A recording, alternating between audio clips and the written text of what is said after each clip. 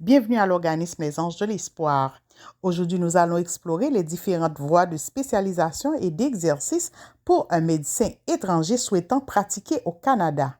Cette présentation est dédiée à tous les médecins diplômés hors du Canada et des États-Unis, que vous soyez haïtien, africain, asiatique, européen ou même canadien ayant étudié à l'étranger.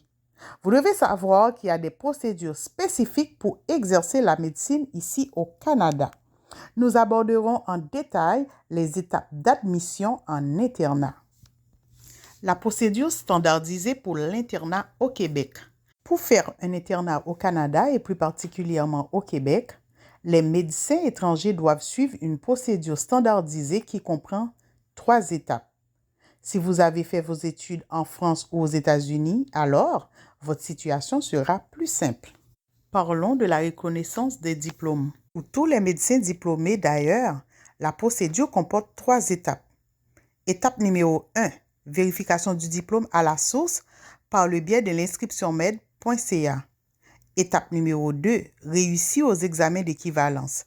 Ces examens sont divisés en 2 parties. Numéro 3, le CARMS.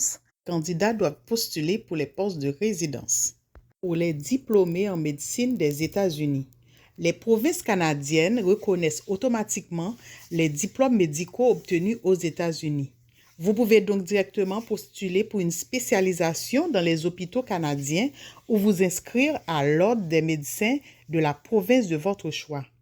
Concernant les diplômés en médecine de France, il existe un accord de reconnaissance mutuelle entre l'Ordre des médecins de France et le Collège des médecins du Québec. Pour bénéficier de cette reconnaissance, les conditions suivantes doivent être respectées. Premièrement, diplôme de docteur en médecine de France. Seuls les diplômes décernés par une université française sont reconnus. Les diplômes obtenus ailleurs et équivalents en France ne sont pas éligibles. Numéro 2, vous devez être inscrit à l'Ordre des médecins en France en tant que médecin généraliste ou spécialiste. Numéro 3, formation médicale spécialisée complétée. En France, la médecine générale est considérée comme une spécialité. Numéro 4, vous devez obligatoirement obtenir un stage d'adaptation au Québec de 3 mois. Attention, ces stages sont difficiles à obtenir en raison du nombre élevé de demandes par aux superviseurs disponibles. Explorons maintenant les 3 étapes clés pour obtenir votre licence médicale au Canada. Entre parenthèses, la voie du permis régulier. Premièrement, le EACMC partie 1. Cet examen est un test informatisé qui évalue les connaissances médicales essentielles et les compétences cliniques. Deuxièmement, ECOS. Cet examen, objectif structuré, évalue les compétences cliniques, met l'accent sur la communication avec les patients. Troisièmement, le CARMS.